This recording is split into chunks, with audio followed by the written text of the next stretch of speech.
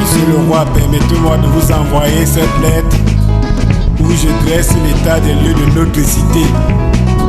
En tant que porte-parole de mes compatriotes de l'autre côté du bas peuple, la voix des sans-voix. Quand une mère et son enfant sont séquestrés à la maternité et qu'un cadavre est emprisonné à la mort, faute de paiement des frais hospitaliers, est-ce là la sécurité sociale? Les jeunes diplômés dans la rue, sans emploi ni logement, réduits au sauvetage, piratage et au braquage. C'est cela l'encadrement de leur jeunesse, fer de lance d'une nation, dans un gouvernement où l'ombre des jeunes ne plane nulle part. L'État bouffe mes impôts, l'inspecteur assassine mon bénéfice. Et moi, qu'est-ce qui me reste si ce n'est la porte de la faillite?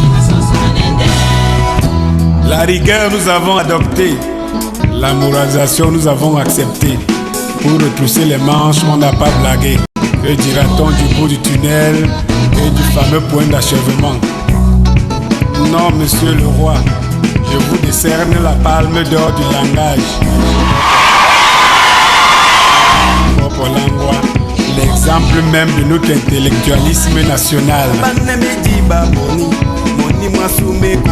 Monsieur le roi, le peuple constate que son dirigeant agit et non le contraire. Vous avez demandé les preuves, vous les avez aujourd'hui.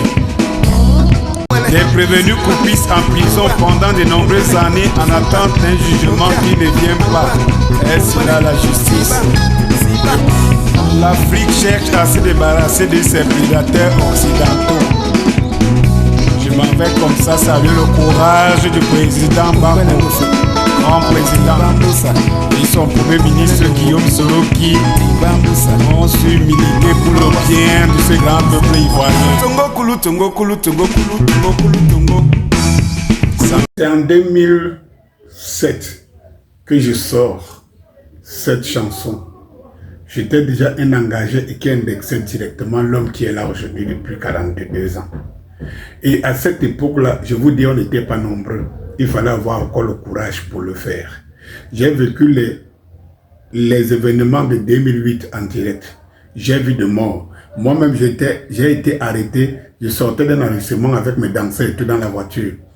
Si on ne savait pas, on ne me reconnaissait pas Denis Kopi à cette époque, qu'on avait vu à la télévision nationale en train de décrier, en train de chanter contre le président de la République. C'était à Imombo, à Yaoundé. On ne me laissait pas, on devait me séquestrer.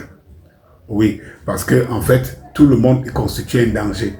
Mais il faut que vous reteniez une chose, c'est qu'à ce moment, en 2007 là, au moins, j'étais déjà dans l'opposition. Kamto était au pouvoir, il servait bonnement le pouvoir.